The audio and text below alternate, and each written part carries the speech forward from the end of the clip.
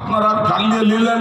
চিন্তা করেন এখন পর্যন্ত ওই নবী আলা হযরতে ইব্রাহিম কেমন দোয়া করেছিলেন কি এখন পর্যন্ত মক্কাতে আপনার দৌলতের কমি নাই।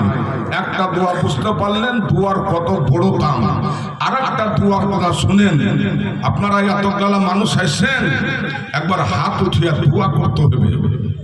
হযরতে নূহ আলাইহিস সালাতু ওয়াস সালাম বেশি ভুল করেনি, আল্লাহর বিনা অনুমতিতে উনি বেরিয়ে গেলেন, নৌকাতে পার হচ্ছিলেন। খুব সংক্ষিপ্ত আকারে ইশারাতে আপনাদের বলছি, হযরতে ইউনূস নবী নৌকা থেকে ঝাঁপাই মেরে দিলেন সমুদ্রে।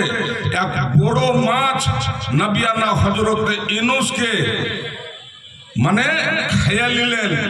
আর খাওয়া দাওয়ার পরে মাছ সমুদ্রের তলে বসতে বসতে বসতে ওই মাছ আপনার বালির চর ধরে নিয়েছে। নবিয়ানা হযরতে ইউনূস আলাইহিস সালাতু ওয়াস সালাম উনি বুঝে নিলেন শক্তির দ্বারাতে মাছের পেট থেকে বের হওয়া যাবে না, মাথার দ্বারা থেকে মাছের পেট থেকে বের হওয়া যাবে না। হযরতে ইউনূস বুঝে নিলেন হাতের দ্বারাতে মাছের পেট থেকে বের হওয়া যাবে না। হযরতে ইউনূস নবীকে আল্লাহ রাব্বুল আলামিন এটা ওয়াদা দিলে মধ্যে নিয়েছিলেন কিয়ামত পর্যন্ত